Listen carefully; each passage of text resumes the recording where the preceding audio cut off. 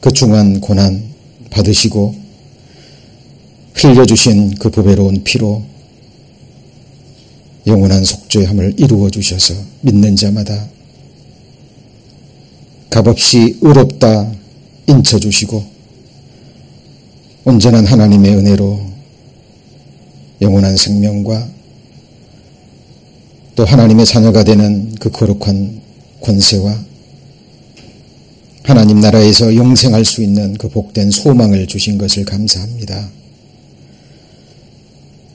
이 시간 주의 첫날 우리를 구원해 주신 하나님을 찬양하며 또 함께 믿음으로 또 감사함으로 하나님 말씀 받기 위해 또 이 자리에 나오게 하심을 감사합니다. 지금 이 자리에 우리의 찬양과 우리의 예배와 기도를 들으시는 또 받으시는 주님 함께 임재해 계심을 저희들 잘 알고 있습니다. 믿음의 눈을 밝혀주셔서 우리 가운데 거하시는 주님 바라보게 하시고 그 하나님 앞에서 합당한 마음으로 말씀을 받으며 우리가 받은 구원이 얼마나 크고 놀라운 것인지 또 우리를 향하신 하나님의 계획이 또 얼마나 크고 놀랍고 또 우리를 가장 영광스럽게 하기 위한 하나님의 계획인 것을 또 밝히 깨달아 알 수 있도록 주께서 이 시간 역사하여 주옵소서. 한 시간의 말씀을 오직 주께 의지합니다. 저희를 구원해 주신 예수님 이름으로 기도드립니다. 아멘. 오늘 주일 말씀은 하나님의 언약을 이루는 구속사적 경륜과 섭리라는 제목으로 함께 말씀 배우고자 합니다. 제목이 좀 어렵게 느껴지시죠? 그런데 성경에 기록되어 있는 말씀이고요. 우리 구원받은 그리스도인이라면 반드시 알아야 되고 또 마음판에 새겨져야 될 뿐 아니라 우리 나머지 생에 믿음으로 적용해야 될 아주 핵심적인 부분입니다. 그래서 물론 알고 계신 분도 계시겠지만 다시 한번 말씀을 듣는 가운데 성령의 인도하심으로 교훈을 받는 그런 시간이 되었으면 좋겠습니다. 하나님의 말씀은 언약의 책이죠. 언약이라는 것은 말로 한 약속이라는 의미입니다. 성경 속에 우리 인간의 이성으로는 인간의 지혜로는 도저히 납득이 되지 않는 크고 놀랍고 보배로운 약속의 말씀들로 가득 차 있습니다. 그죠? 그 많은 언약들 중에 최초로 그 언약이 기록된 것이 오늘 제가 처음으로 읽은 창세기 6장 17절 이하의 말씀입니다. 잘 아시는 것처럼 노아 시대에 하나님을 아무도 찾지 않던 그 시대에 오직 노아 한 사람만 하나님을 찾았죠. 하나님을 찾는 자를 하나님은 찾으시고 그리고 하나님 자신을 계시해 주십니다. 노아는 그 거룩하신 하나님 앞에서 자기 죄를 발견하죠. 그 당시에 노아만 오직 하나님의 은혜를 입었다고 기록되어 있습니다. 은혜는 누구에게 주어지죠? 오직 죄인에게 주어집니다. 하나님을 찾고 만났던 노아에게 하나님은 최초의 언약이라는 말씀을 쓰십니다. 그리고 이 언약은 바로 생명과 관계된, 목숨과 관계된 언약입니다. 그죠? 하나님이 홍수로 모든 생명을 멸절시킬 텐데 내가 너와 너의 가족만큼은 너의 생명을 보존케 하시겠다라는 너무나 놀라운 약속입니다. 그런데 이 언약이라는 말이요, 원어에 보면 베리트라는 단어가 쓰였는데 이 베리트라는 의미는 둘로 쪼개다라는 의미를 가지고 있습니다. 군동, 그 당시 군동 지방에서 정말 생명보다 더 귀한 생명과 같은 어떤 언약을 쌍방이 서로 체결할 때는 재물을 가져다 놓고요. 그 짐승을 가져다 놓고 짐승을 둘로 쪼갭니다. 무슨 의미죠? 피를 흘려서 죽인다라는 의미죠. 그리고 양 쌍방의 계약자가 쪼개놓은 짐승 사이로 지나가요. 이것은 무슨 의미냐면 이거는 생명보다 더 중요한 언약이기 때문에 약속이기 때문에 이 약속을 어길 시에는 이 짐승처럼 둘로 쪼개질 것을 각오하는 그 정도의 중요한 언약을 치룰 때 이런 일이 행해졌다고 합니다. 근데 바로 그 단어가 하나님께서 노아에게 하신 첫 번째 언약입니다. 성경 속에는 구약 성경에 그 언약들이요 기록되어 있는데 우리가 잘 아는 것처럼 이 언약들은요 가장 중요한 하나님께서 우리 인생들에게 하신 최고의 언약. 다른 말로 하면 자기 독생자 예수 그리스도의 생명을 쪼개서 그 생명의 피를 흘리고 하나님께서 우리에게 하신 그 언약의 그림자가 되는 겁니다. 자, 이 베리트라는 단어가 성경 여러 곳에 쓰였는데요. 아주 중요한 언약이 있을 때마다 하나님은 이런 모습으로 보여주셨습니다. 몇 장 뒤로 넘기셔서 창세기 15장입니다. 창세기 15장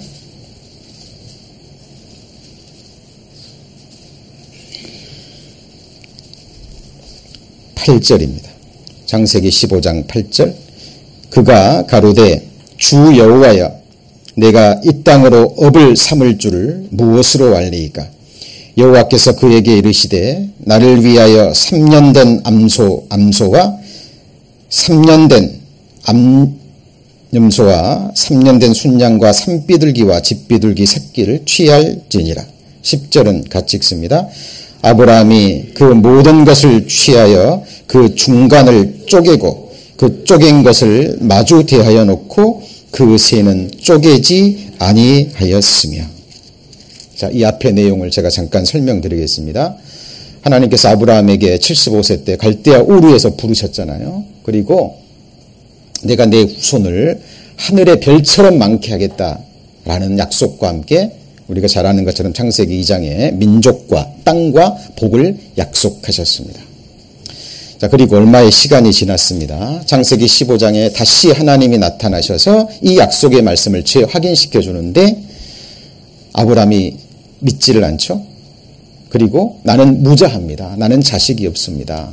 내가 집에서 길리는 충성된 종 엘리에셀에게나 내가 내 기업을 물려주겠다라는 말을 합니다. 하나님이 그때 아니다. 반드시 네 몸에서 난 후사를 통해서 내가 너에게 한 약속을 이루리라 라고 재차 하나님이 언약을 주십니다. 그러니까 아브라함이 물어보죠. 하나님, 내가 무엇으로 당신의 언약이 이루어질 줄 알겠습니까? 이 질문을 듣고 하나님께서 여기 방금 읽은 대로요. 나를 위하여 암소와 암염소와 3년 된 순양과 산비둘기와 집비둘기를 취해라. 그리고 하나님의 말씀대로요. 그 재물을 둘로 쪼갭니다. 그리고 자, 뒤에 보시면 17절입니다. 17절 같이 읽습니다. 해가 져서 어두울 때에 연기 나는 풀무가 보이며 타는 횃불이 쪼갠 고기 사이로 지나더라. 자, 그리고 18절에 다시 한번 약속합니다. 그날에 여호와께서 아브라함에 더불어 뭘 세우죠? 언약을 세워 가라사대 내가 이 땅을 애굽강에서부터 그 큰 강 유브라데까지 내 자손에게 주노니. 자, 하나님께서 아브라함의 언약 아시잖아요. 하나님께서 아브라함의 후손을 통해서 아브라함의 후손으로 오실, 다윗의 후손으로 오실 예수 그리스도를 통해서 천하 만민에게 하나님이 주시고자 하시는 최고의 복을 하나님은 약속하신 거예요. 그죠? 바로 우리가 받은 구원의 복, 하나님의 자녀가 되고 영생을 얻는 최고의 복을 약속하신 겁니다. 그리고 하나님이 아브라함에 언약하셨고 아브라함은 그 믿음을, 그 말씀을 믿음으로 받아들인 거예요. 근데 이 언약은 인간과 인간끼리 하는 언약이 아니잖아요. 창조주 하나님께서 주권적으로 일방적으로 아브라함에게 하신 언약입니다. 그래서 여기 쪼갠 고개 사이로 아브라함은 지나갔어요? 안 지나갔어요? 안 지나갔습니다. 하나님께서 횃불의 모양으로 하나님이 친히 지나가신 거예요. 그렇죠? 하나님께서는 이 언약을 하셨고 아브라함은 이것을 믿었기 때문에 이제 하나님은 어떻게 하셔야 됩니까? 하나님은 그 약속을 반드시 이루셔야 됩니다.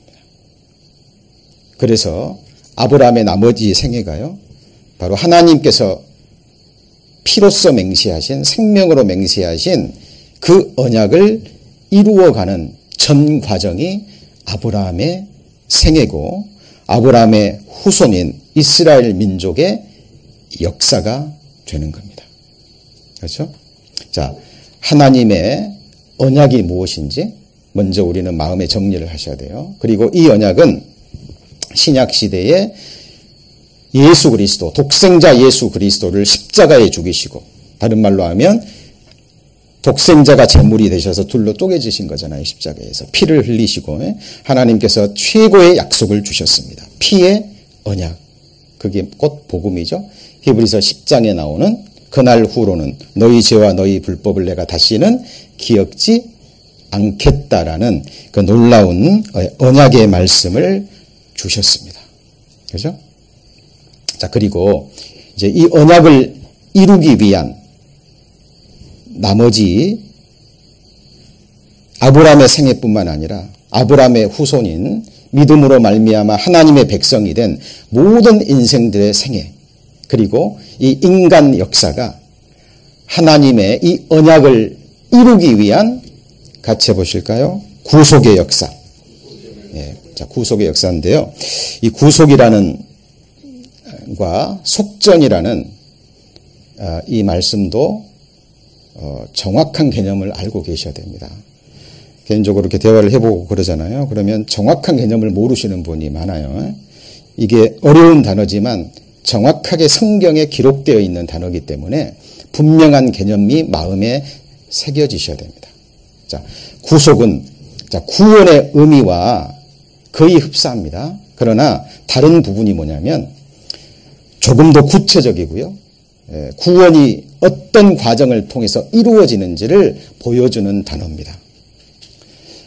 자, 이렇게 한번 설명을 해볼까요? 이 호세아서에 이런 부분이 기록되어 있는데, 노예가 있습니다. 노예 시장에 노예가 있어요. 그런데 어떤 사람이 그 노예를 불쌍히 여겨서 그 노예를 정말 사랑해서 그 노예를 값주고 삽니다. 자, 값주고 사서 내 노예를 삼는 것이 아니라 값주고 산 그 노예를 해방시켜 주는 겁니다. 완전한 자유함을 주는 거예요.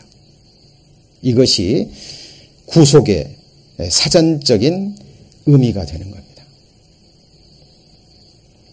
그리고 그 사람을 자유케 하기 위해서 들어간 값이 바로 속전에 해당이 되는 거예요. 자, 이것은 이 세상에서 의미되는 겁니다. 방금 말씀드린 걸 설명드린 거죠. 값을 지불하고, 그 다음 뭐예요? 구해내는 일, 그리고 자유케 하는 일입니다. 내가 널 값주고 샀으니까 이제 너는 내 것이야. 내 종으로 삼는 것이 아니라 자유케 하는 일이죠. 그리고 거기에 들어간 값이 바로 속전입니다. 자, 그런데 성경에 이런 말이 나와요. 시편 49편 7편에 보면 아무도 결코 그 형제를 뭐하지 못해요? 구속하지 못해요. 우리 인생들이 어떤 인생을 아무리 사랑한다 할지라도 결코 그 사람을 구속하지 못해요. 이유는요. 저를 위하여 하나님께 속전을 바치지도 못할 것은 저의 생명이 구속이 뭐라고요? 너무 귀한 거예요. 그래서 영영이 못할 겁니다. 여러분, 한 사람의 생명의 값이 성경에 기록되어 있죠. 천하보다 귀합니다. 한 사람의 영혼의 값을 위해서 치루어져야 되는 값은 죄 없는 생명의 피값이어야 돼요. 맞죠? 바로 하나님의 독생자 예수 그리스도의 그 보배로운 피, 죄 없는 그 영원한 생명의 피값이 아니면 어느 누구도 한 인생을 구속하지 못합니다. 다른 말로 하면 그 죄값을 치루어서 그 죄 때문에 심판 아래, 형벌 아래, 저주 아래 있는 그 영혼을, 그 인생을 어느도 자유케 하지, 해방하지 못한다라는 사실입니다. 그죠? 이것이 구속의 의미예요. 자, 오늘 말씀의 제목이 뭐였습니까? 하나님의 언약을 이루는 구속사적 경륜과 섭리죠. 이 경륜과 섭리라는 말도 성경에 다 기록되어 있는 말씀입니다. 자, 우리가 반드시 이해하고 넘어가야 될 부분입니다. 자, 그래서 우리를 위한, 우리의 영혼을 위한, 우리의 영혼이 정말 진리 안에서 자유케 되고 사탄의 억압에서부터, 그죠? 죄로 인한 심판으로부터, 저주로부터, 지옥불의 형벌로부터 우리를 해방시킬 수 있는 것은, 그죠? 어떤 인생의 노력, 우리 인생의 어떤 값을 치루어도 안 됩니다. 제가 천주교에서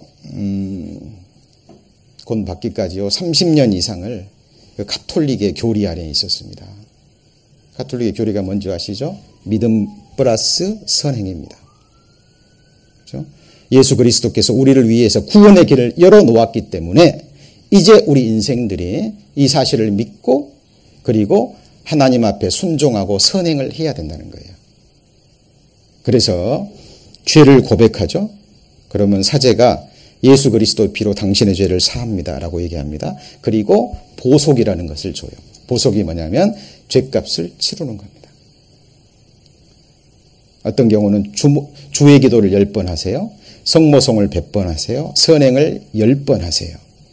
구체적으로 보속을 주는 거예요. 그러면 죄를 고백한 그 사람이 신부의 명에 따라서 선행을 10번 하든지 뭐 20번 하든지 그러면서 자기 죄값을 자기가 치르는 겁니다. 그리고 천주교는 연옥설이 있죠. 무슨 설이라고요? 연옥설. 그래서 열심히 율법을 지키고 선행을 행해서 주님 앞에 가봐야 하는 겁니다. 그래서 어느 누구도 살아있을 때 누구는 천국 갈 믿음이 있다? 나는 천국 간다라는 말을 감히 하지를 못해요. 왜요? 교리가 그러기 때문에. 그래서 주님 앞에 서서 심판을 받고 하나님 보시기에 너는 합당하다 그러면 어디 가요? 천국. 아니면 어디 가죠? 지옥. 중간에 있는 사람은요. 연옥에 갑니다. 연옥을 갑니다. 그리고 연옥에 있는 영혼들을 이 땅에 있는 가족들이나 연옥에 있는 그 영혼들을 사랑하는 사람들이 이런 식으로 속전을 바쳐서 보낼 수 있습니다. 어디로요? 천국에. 자, 이게 웃을 게 아니라요. 이게 천주교에서는 진리입니다. 진리예요. 그래서 저도 저희 어머님이요. 때만 되면 수없는 그 미사 예물을 드립니다. 저희 어머니, 저희 집안이 7대 독자 집안이거든요. 몇 대 독자요? 7대 독자. 1년에 제사가 수십 번이 됩니다. 제 할아버지 때부터 내려온 가톨릭 집안이었기 때문에요. 제사도 드리고 그리고 또 미사 예물도 드려요. 그래서 그때마다 올려지는 봉투가 꽤 됩니다. 왜 그럴까요? 저희 어머니가 미사예를 드려서 그 제물을 하나님께 드려서 연옥에 있는 조상들의 그 죄값을 대신 치루어 주는 거예요. 그죠? 근데 이 가톨릭의 이 교리가 여러 모양으로 변형이 돼서 지금까지 이어지고 있습니다. 우리 자신의 영혼의 구속을 위해서, 우리가 정말 사랑하는 사람들의 영혼의 구속을 위해서 우리가 할 수 있는 일이 있다고요? 없습니다. 왜요? 저희 생명의 구속이 너무 귀한 거예요. 우리의 죄를 가리우기 위한, 우리를 의롭다 하기 위해서 우리가 행하는 그 모든 행위는 하나님 앞에 더러운 것입니다. 그래서 우리의 의는 성경에 뭐라 그랬죠? 다 더러운 옷 같다 그랬잖아요. 너의 의는 너의 인생들에게나 어려울 뿐이라. 그래서 성경에서 말하는 이 구속의 의미를 정확하게 그 개념이 들어있어야 됩니다. 그렇죠? 값을 지불하고 해방시킬 수 있는 것은 인생의 어떤 희생으로나 헌신으로나 어떤 죄인의 값을 치루어서는 결코 할 수 없어요. 영영이 할 수 없습니다. 그렇죠? 그리고 이 구속의 이중적인 의미가 있습니다. 하나는 어떤 상태에서 벗어나는 거고요. 또 하나는 새로운 상태로 들어가는 거예요. 그러니까 성경에서 말하는 이 구속의 의미입니다. 그냥 지옥불에서 건져내고 사탄의 권세에서 이끌어내는 것만이 목적이 아니라 이끌어내서 새로운 어떤 세계 속으로, 그죠?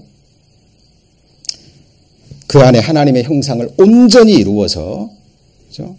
하나님 나라의 백성으로 부족함이 없는 완전한 상태로 세워서 하나님께로 인도해 가는 것. 이 전 과정이 같이 해볼까요? 구속사라는 게 뭐죠? 역사사자예요. 히스토리라는 것입니다. 그래서 하나님은 인류를 구원하기 위해서, 인류를 구원한다는 것은 인류 안에 한 지체가 되는 한 개인, everyone, 각 사람, 바로 나를 말한 거예요.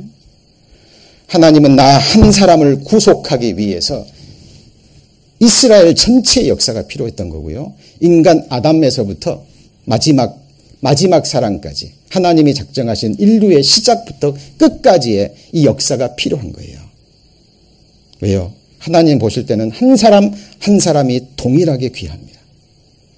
예. 이것이 하나님의 구속사입니다. 그래서 베드로전서에 이런 말씀이 나옵니다. 예, 한번 보실까요? 그리스도께서 한 번 죄를 위하여 죽으사 의인으로서 불의한 자를 대신하셨으니, 나머지 같이 읽어볼까요? 이는 우리를 하나님 앞으로 인도하려 하심이라. 자, 죄를 위해서 우리 죄값을 핏값으로 치르시죠. 값을 치르시고 우리를 해방시키셨죠. 자유케 하셨을 뿐만 아니라 완전한 진리 안에서의 자유와 영원한 복을 주기 위해서 하나님은 구속받은 그 영혼을 하나님 앞에까지 인도해가는, 온전케 해서, 그죠? 이것이 바로 구속의 역사입니다. History of Redemption. 예, 구속이라는 말이 여러 의미가 있잖아요. 뭐 죄를 지어서 경찰에게, 검찰에게 구속된단 말이 있는데 그런 구속이 아니에요. 속이라는 것은 갚는다 그 말이에요. 갚는다. 죄값을 치르기 위해서 무엇을 대가를 치루내고 구한다 그 말이에요. 그런데 우리 인생의 노력으로나 어떤 인생의 희생으로나 돼요 안 돼요? 안 됩니다. 왜? 너무 귀하기 때문에. 한 영혼의 값이 천하보다 귀하기 때문에 인생의 노력으로는 안 된다니까요. 그래서 천하 구원 얻을 만한 이름을 우리에게 주신 적이 없습니다. 그래서 정말 거듭난 그리스도인이 맞다면요, 우리는 이 세상을 바라볼 때, 역사를 바라볼 때, 우리 자신의 생애를 바라볼 때 이 구속사적인 관점을 가지고 바라봐야 돼요. 저도 하나님 앞에 늘 기도합니다.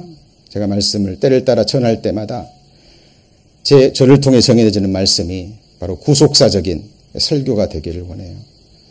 어떤 부분, 어떤 사건, 어떤 인물을 다루더라도 그 속에 예수 그리스도가 선포되어야 됩니다. 그죠?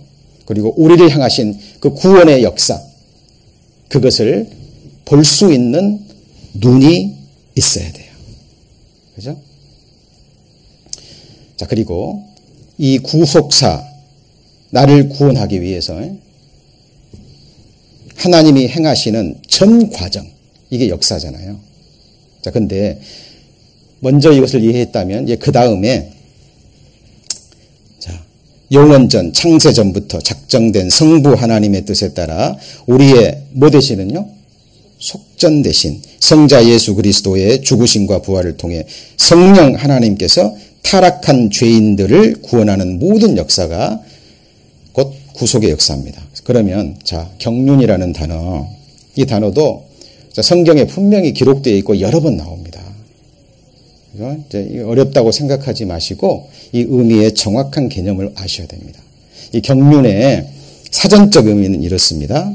자, 큰 목적과 큰 뜻을 위해 이를 뭐 한다고요? 조직하여 경영하는 겁니다.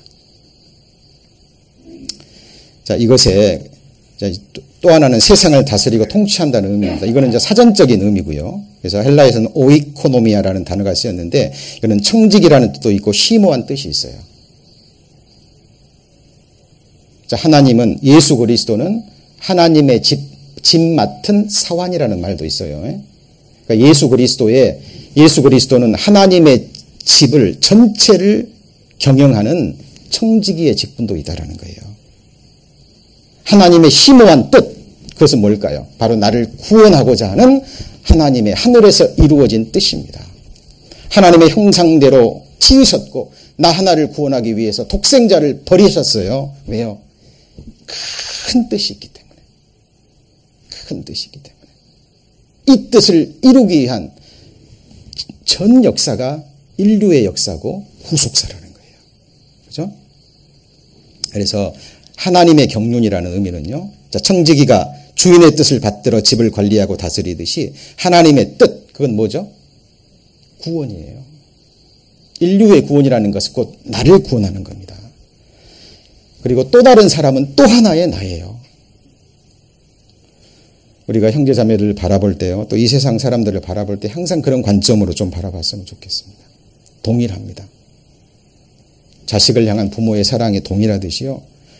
이 세상 각인을 향한 하나님의 사랑 동일해요. 그죠? 그래서 하나님의 경륜은 한 사람을 구원하기 위해서 하나님이 온 이 세상 역사를 하나님의 뜻대로 일도 사건도 우리가 인생 속에 일어나는 모든 범사도 우연이 아니라는 거예요. 이 큰 하나님의 계획 속에 이 역사의 수레바퀴는 굴러가고 있다는 겁니다.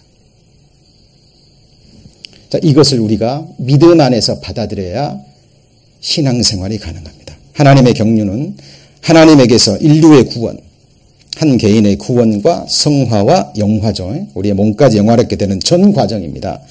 모든 것을 가장 적절하게 조절하고 분배하고 배열하고 계획하고 지배하며 관리하시는 일체의 뭐예요? 과정. 이것이 하나님의 경륜. 쉽게 말하면 하나님의 경영입니다. 이 세상 일어나는 역사, 열방들의 행하는 모든 일, 거기에 속하는 각 개인들이 때마다 선택하고 행하는 그 모든 일, 하나님은 아시거든요. 하나님은 그 모든 것을 아시고 그 위에 하나님의 수를 펼쳐 가시는 겁니다. 얼마 전에 그 알파고 들어보셨어요? 저도 바둑에 조금 관심이 옛날부터 있어서요. 왜냐하면 그 바둑이요, 인생과 비슷하거든요. 이제 그 바둑 프로 기사들이요, 알파고 이겨요, 못 이겨요? 이제는 못 이깁니다. 왜요? 그 알파고가 그동안 있었던 바둑의 그 모든 그 경우의 수들을 다 입력하고요. 인간이 한 수를 두면 거기에 따르는 경우의 수를 알파고는 다 계산하는 거예요. 그리고 최고의 수를 둡니다. 똑같아요. 모든 인생들이 자기 생각과 계획에 따라서 한 수를 둬요. 그럼 하나님이 알아요, 몰라요? 압니다. 그 위에 하나님은 하나님의 수, 신의 한 수라 그러죠. 하나님은 이것을 펼쳐가는 거예요. 그러니까 하나님의 수는 모든 인생들이 자기 자유의지를 가지고 하나님이 허락하신 자유의지 아래 자기 개인의 선택을 아시는 거예요. 거기에는 하나님의 사람들의 선택도 있겠죠? 하나님을 모르는, 하나님을 대적하는 사람들의 선택도 있을 수 있습니다. 하나님 그 모든 것을 조합해서, 조직해서 결국 믿음으로 하나님의 언약을 받아들이는 사람을 구원하고 온전케 하고 하나님 나라의 완전한 자로 세우기 위한 하나님의 역사를 펼쳐가는 것이 구속사입니다. 자, 어려운 게 아닙니다.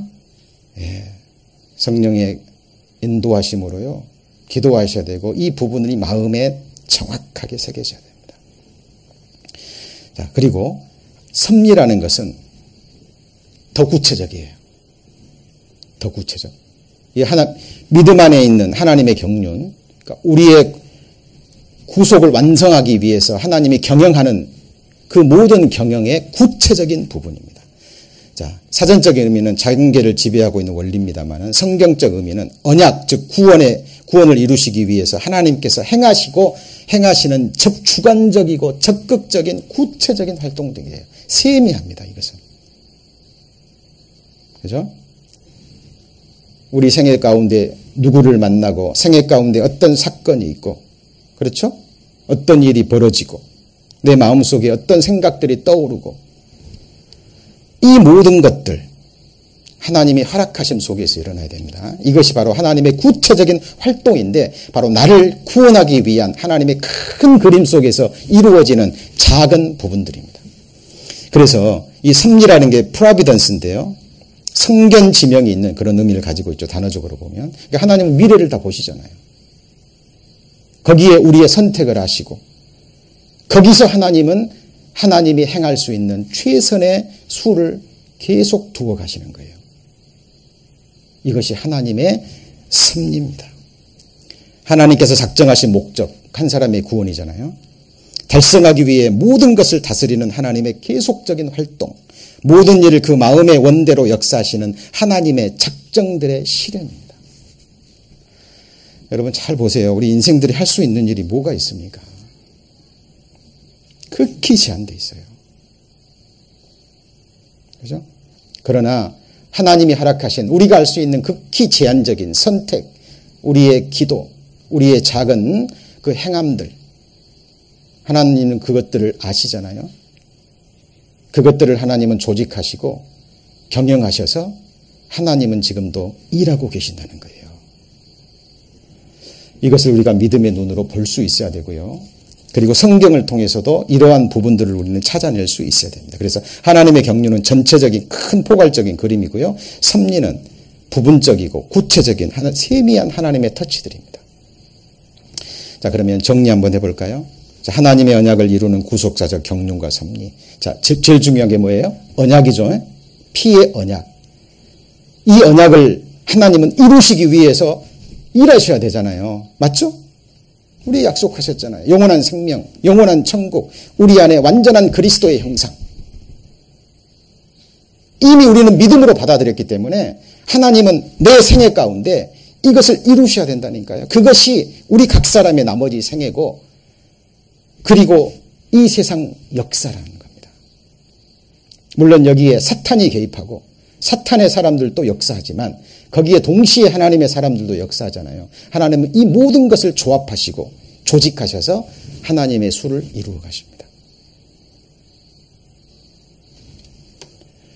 자, 신화와 끝없는 족보에 참념치 말게 하려 함이라. 이런 것은 같이 읽습니다.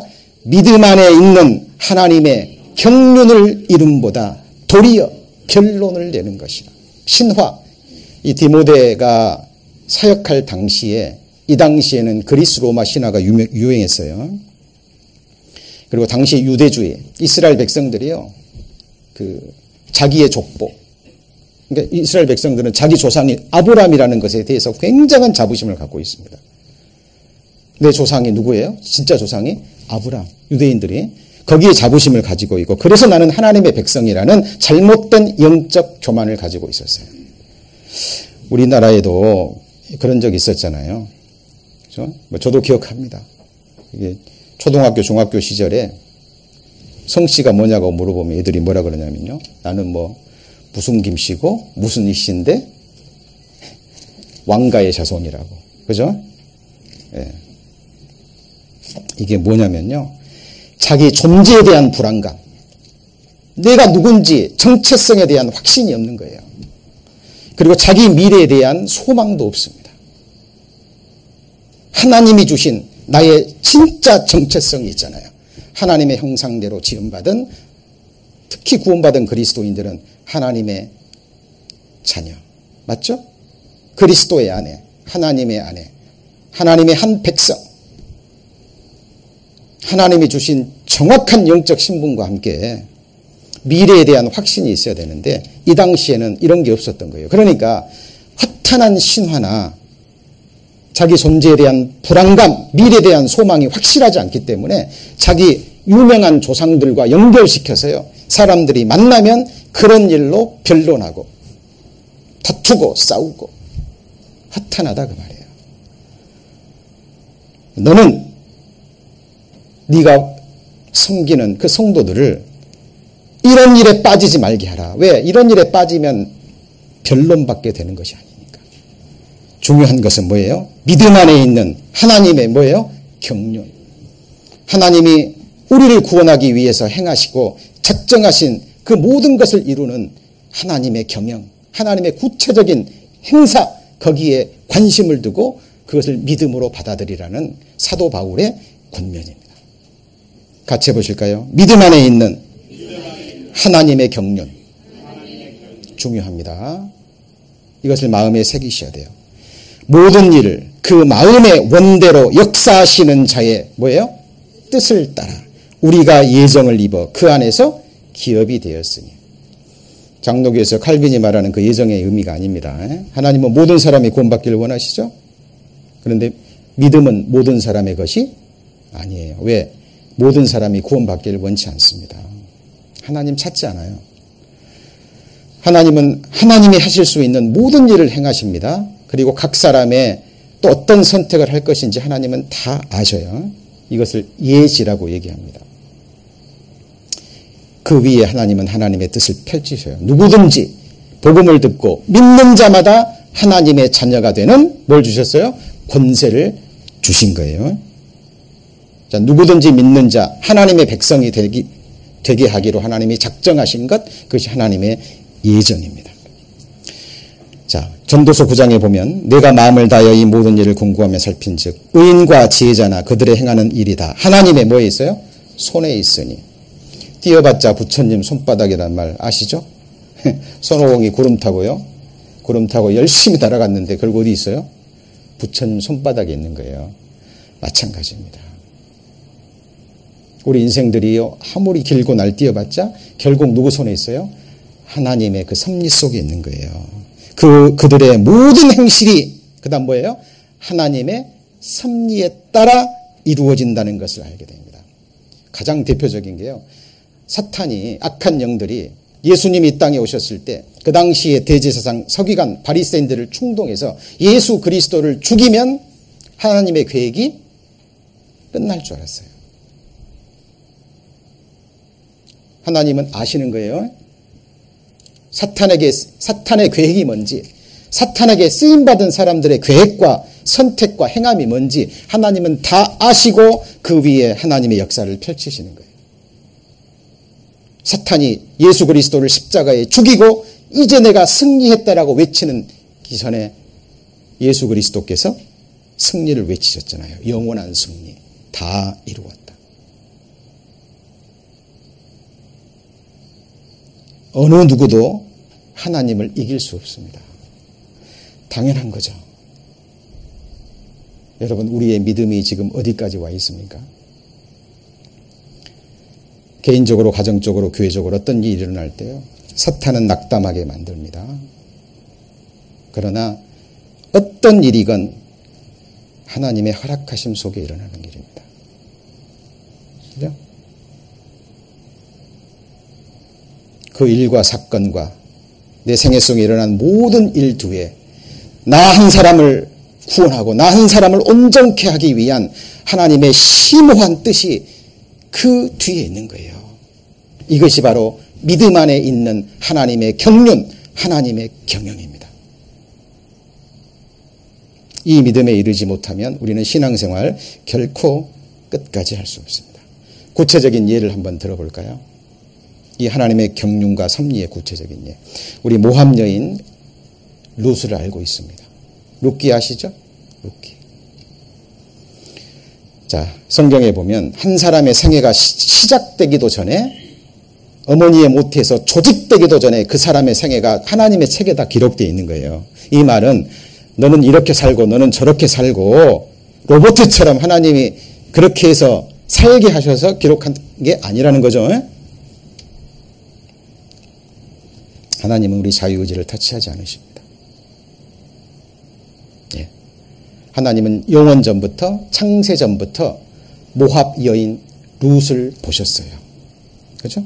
그리고 아브라함에게 허락하신 언약, 짐승을 쪼개고, 그죠? 하나님께서 횃불로 모습으로 지나가셨잖아요. 일방적이고 주권적인 언약을 하셨고, 아브라함은 그것을 믿었기 때문에 하나님은 이 축복을 완성하셔야 돼요. 맞죠? 그리고 그 축복은 천하 만민에게 복을 주시고자 하시는 그 복음에 관계된 겁니다. 하나님은 이것을 이루기 위해서 전 역사를 이끌어 가시는데, 그때마다 하나님은 누가 필요하시죠? 믿음의 사람들이 필요한 거예요. 믿음의 여인도 필요하고. 맞죠? 그래서 하나님은 모함 여인, 룻이라는 여인의 성품과 심성과 하나님을 찾는 그 마음, 믿음을 보신 거예요. 베들레헴 땅에 뭐가 있었습니까? 기근이 있었습니다. 그죠? 그때 나오미의 남편, 나오미의 남편이 누구죠? 룻기서 1장 찾아봅니다. 사사기 다음에 룻기.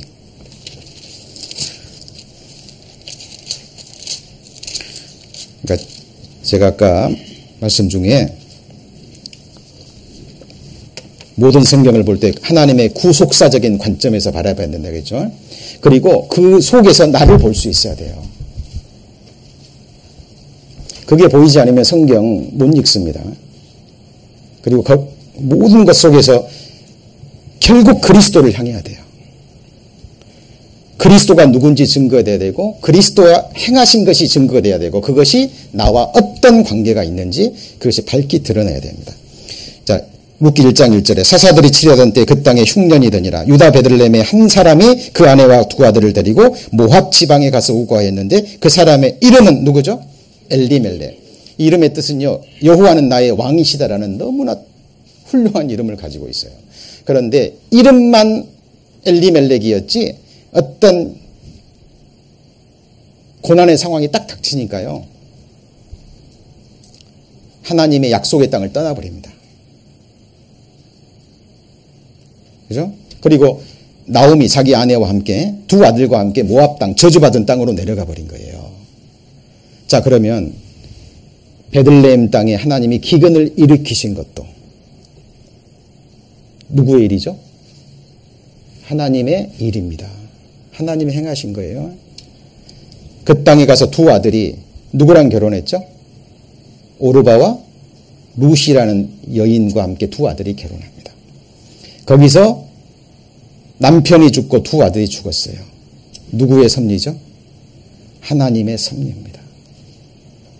우리는 왜 나오미의 남편이 죽고 두 아들이 죽었는지 구체적인 이유는 알지 못하지만 우리는 믿을 수 있다라는 거예요. 하나님이 그 생명을 앗아가신 데는 반드시 그에 합당한 이유가 뜻이 있는 거예요. 하나님의 심오한 뜻입니다. 어떻게 인생들이 하나님의 심오한 뜻을 알 수 있겠어요? 믿음으로밖에 받아들일 수 없는 거예요. 그리고 하나님은 나오미도 보셨던 거예요. 이 나오미라는 여인은 하나님이 치면 여호와 낙해, 치시는 하나님이죠. 나오미는 하나님이 때리시면 하나님이 치셨다는 걸 알고 다시 회개하고 돌아올 것도 하나님은 아셨어요. 뒤에 나오죠. 나오미가 깨닫습니다. 여호와의 손이 나를 치셨으므로 돌아온 탕자처럼 그 비참한 모습 가운데 돌이키고 아무것도 없는 상태에서 비참한 상태로 하나님의 땅으로 다시 돌아갑니다. 그 나오미의 선택도 하나님은 보셨어요. 그리고 룻의 믿음도 보셨습니다. 아무것도 없는 시어머니, 나오미를 통해서 그 뒤에 역사하시는 전능자 하나님의 손길, 그 뜻을 룻은 본 거예요. 그리고 선택합니다. 돌아가라 돌아가라. 너 나 따라오면 무슨 소망이 있느냐. 네 갈 길 가라. 어머니 죽는 곳에 나도 죽겠다라는 그 신앙의 결단을 딱 내립니다. 하나님은 이것도 보셨어요? 안 보셨어요? 보셨어요. 그리고 하나님은 이 룻이라는 여인을 구원하시고 또 룻이라는 여인을 통해서 아브라함에게 허락하신 그 구원의 역사, 아브라함의 후손을 통해서 다윗의 자손을 통해서 예수 그리스도를 통해서 천하 만민을 구원하고자 하는 하나님의 큰 뜻이 이루어지는 큰 역사를 하나님은 다 보시고 경영해 가시는 거예요. 룻이 나오미랑 시어머니랑 갔는데 먹을 것이 있어요, 없어요? 하나도 없습니다. 룻기서 2장 한 장 넘기시면 2장 1절 나오미의 남편 엘리멜렉의 친족 중에 유력한 자가 있으니 이름은 누구죠? 보아스라. 모함 여인 룻이 나오미에게 이르되 나로 밭에 가게 하소서. 내가 네게 은혜를 입으면 그를 따라서 뭐라고요? 이삭을 줍겠나이다. 시어머니 따라갔는데요, 아무것도 먹을 것이 없는 거예요. 굶어 죽게 생겼으니까. 시어머니, 늙은 시어머니 놔두고요, 내가 이삭이라도 가서 죽겠습니다. 자, 나오미가 허락하죠? 갈지어다. 그런데 보세요. 하나님이 나오미의 며느리 룻을 인도해 가십니다. 제가 이름 좀 헷갈리더라도요, 알아서 잘 들으세요. 예. 자, 3절에 보시면 룻이 가서 베는 자를 따라 밭에서 이삭을 줍는데 같이 읽습니다. 우연히 엘리멜렉의 친족 보아스에게 속한 밭에 이르렀더라. 한 가지 질문하겠습니다. 이거 진짜 우연입니까? 아니에요. 하나님의 작정 속에 하나님께서 그 발걸음을 인도하셨어요. 그런데 4절 보세요. 같이 읽습니다. 마침 하필 그때 또 그 밭의 주인 보아스가 베들레헴에서부터 와서 베는 자들에게 이르되 여호와께서 너희와 함께 하시기를 원하노라. 그들이 대답하되 여호와께서 당신에게 복 주시기를 원하나이다. 보아스가 베는 자들을 거느린 사환들에게 이르되 이는 네 소녀냐. 누구를 본 거예요? 룻을 본 거예요. 눈에 딱 띄게 합니다. 누구냐? 베는 자를 거느린 사환이 대답하되 가로되 이는 나오미와 함께 모압 지방에서 돌아온 모압 소녀인데. 하나님이요, 하필 보아스의 밭에 이르게 하고 마침 그때 보아스가 그 룻을 보기 위해서요, 그 마음의 연정을 느끼게 만듭니다. 누구의 행사예요? 하나님의 행사. 이것이 하나님의 경륜이고 하나님의 섭리라니까요. 우리의 생애가 이 성경에 기록되지는 않았지만 하나님의 기념책에 다 기록되어 있습니다. 그죠? 우리가 오늘 이렇게 주 안에서 복음 안에서 만나고, 그죠? 그 가운데 이러이러한 역사가 있고 이러저러한 일이 있고, 우리는 하나님의 높은 망대에 올라가서, 그죠? 전지전능하신 하나님의 큰 관점에서 하나님의 큰 그림을 보고 우리의 생애를 바라볼 수 있어야 됩니다. 같이 해보실까요? 믿음으로. 이것이 믿음 안에 있는 하나님의 경륜이라는 거예요. 그리고 하나님은 이 룻의 생애를 이끌어서 보아스의 마음을 열게 해서, 그죠? 이 보아스를 아내로 맞아들이게 합니다. 유력한 자거든요. 재산도 있고, 사람들에게 존경도 받고. 그리고 이 보아스와 룻을 통해서 이새와 함께 누가 나와요? 다윗이 나옵니다. 우리 마태복음 우리 배우실 때 배웠죠? 그래서 아브라함과 다윗의 자손 누구죠?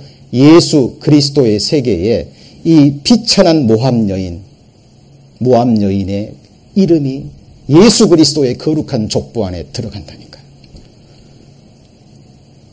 하나님의 경륜과 뭐죠? 하나님의 섭리입니다. 롯이 가서 베는 자를 따라 밭에서 이삭을 줍는데 우연이 아닙니다. 시기와 우연이 뭐라고요?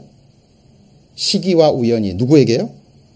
모든 자에게 임합니다. 하나님의 말씀이에요. 그죠? 지금 우리 형제자매님들 이 자리에서 주의 날에 하나님께 예배를 드리고 하나님 말씀을 듣고 있습니다. 지금 앉아있는 이 자리가 하나님의 경륜과 뭐예요? 하나님의 섭리 속에 있는 거예요. 이것을 우리가 믿음으로 받아들여야 됩니다. 그리고 한 가지 얘기만 더 들어볼까요? 에스더와 모르드게 아시죠? 에스더에 나오는 이야기잖아요. 우리 에스더 6장 한번 볼까요? 에스더 6장.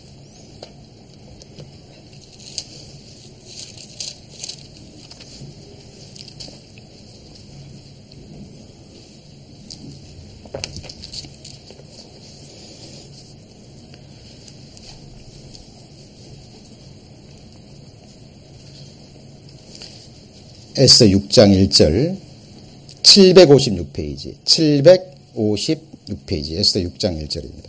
이 밤에 왕이 잠이 오지 아니하므로 명하여 역대 일기를 가져다가 자기 앞에 읽히더니 그 속에 기록하기를 문지킨 왕의 두 넷이 빅다나와 데레스가 아하수에로 왕을 모살하려 하는 것을 모르드게가 고발하였다 하였는지라.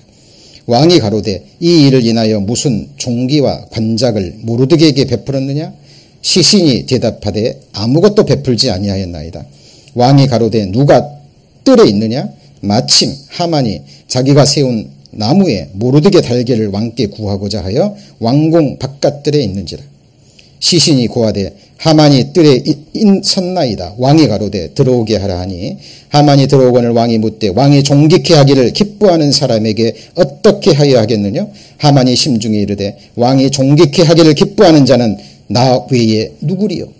하고 왕께 아뢰되 왕께서 사람을 존귀케 하시려면 왕의 입으시는 왕복과 왕의 타시는 말과 머리에 쓰시는 왕관을 취하고 그 왕복과 말을 왕의 방백 중 가장 존귀한 자의 손에 붙여서 왕이 존귀케 하시기를 기뻐하는 사람에게 옷을 입히고 말을 태워서 성중거리로 다니며 그 앞에 반포하여 이르기를 왕이 존귀케 하기를 기뻐하는 사람에게는 이같이 할 것이라 하게 하소서.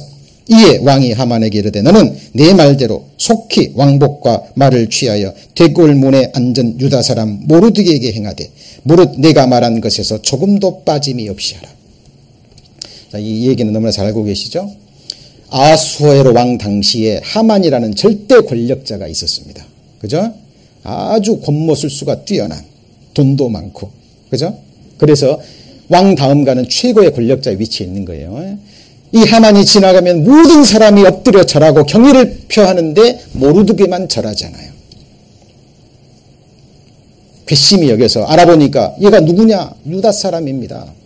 이 하만이요. 권세가 있기 때문에 모르드게뿐만이 아니라 모르드게 민족인 유다 민족을 다 멸절하는 계획을 세웁니다.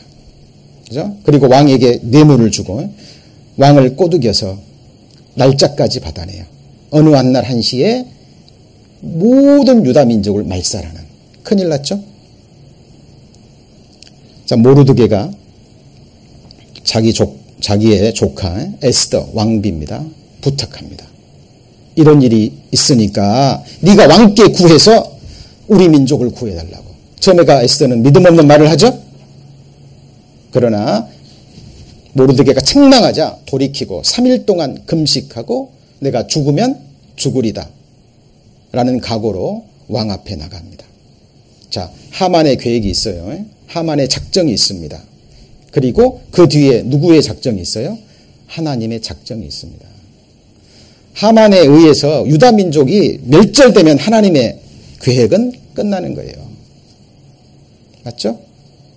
하나님은 하만이 이런 일을 행할 것을 영원 전부터 보신 거예요. 그것을 위해서 하나님은 믿음의 사람 모르드게와 에스더를 하나님은 예비하신 겁니다. 이게 뭐예요? 하나님의 경륜 그리고 구체적인 섭리가 있습니다. 에스더 6장에 왜 하필 이때 왕이 잠이 오지 않았을까요?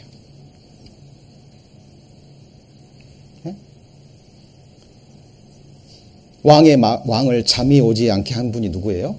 하나님이에요. 잠이 안 오니까 사람 불러가지고요. 야, 역대일기 가져와봐.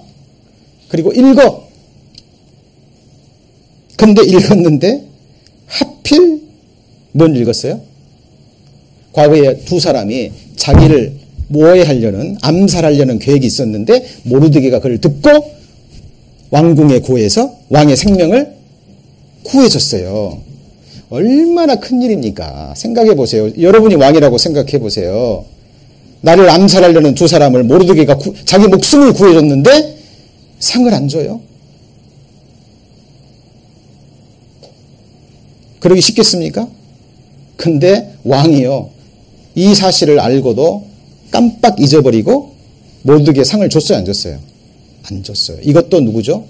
하나님의 섭리예요. 하나님이 그렇게 하신 거예요. 그 때가 된 거예요, 이제. 내시가 하필 이 부분을 읽습니다. 그러니까 왕이 물어봐요. 그래, 그때 그 일이 있었었지.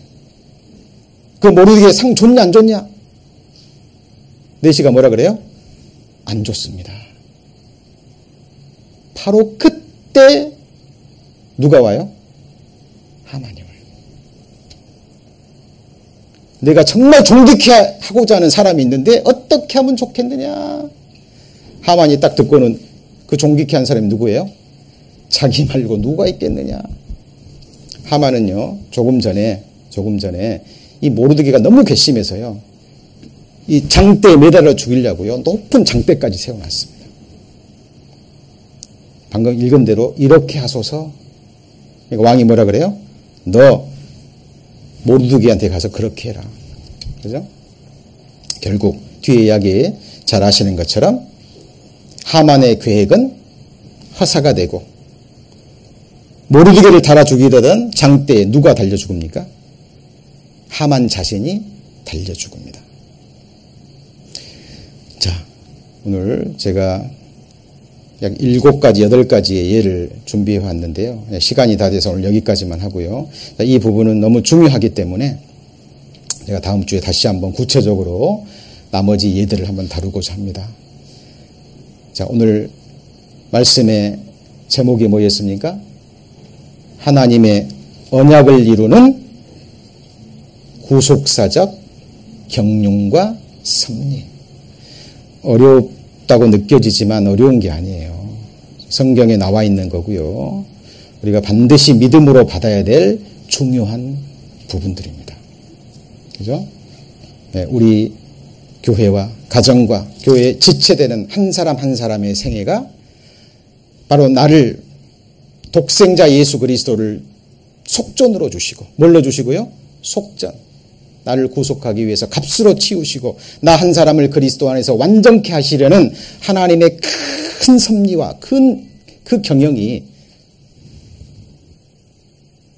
저의 나머지 생애, 또 우리 형제들 한 사람의 생애 속에 그대로 이루어지는 거예요. 그죠? 이거는 신화와 허탄한 신화가 아닙니다. 맞죠? 끝없는 족보 이야기도 아니에요. 다툼을 일으키는 변론도 아닙니다. 하나님께서 일방적으로 주권적으로 자기 독생자 예수 그리스도를 쪼개시고 언약하시고 이것을 믿음으로 받은 자들에게는 나머지 생애 속에 완전히 이루어질 하나님의 주권적 역사입니다. 기도하시겠습니다. 하나님, 저희들 성경을 계속 배워가고 있습니다. 독생자 예수 그리스도를 십자가에 죽이시고 하나님이 주신 그 귀한 언약, 피의 언약 저희들 기억합니다. 믿음 안에 있는 하나님의 경륜, 하나님의 섭리를 믿고 어떤 경우에도 저희들 낙담치 않고 하나님 앞에 믿음으로 나아가기를 원합니다. 내가 이 반석 위에 내 교회를 세우리니 음부의 권세가 이기지 못하리라 약속하셨습니다. 주님 피로 사셨고 주님 세워가시는 주님의 교회입니다. 약속의 말씀대로 주님께서 지켜주시고 세워주시고 어린 양의 아내로 흠없이 부끄러움이 없이 주름 잡힌 것 없는 완전한 아내로 세워주실 것을 믿고 이 시간 감사를 드립니다. 오늘 주신 말씀 악한 영들이 앗아가지 못하도록 지켜주시고 성령께서 또 때를 따라 생각나게 하셔서 우리 마음판에 새겨질 수 있도록 주께서 역사하여 주옵소서. 예수님 이름으로 기도드립니다. 아멘.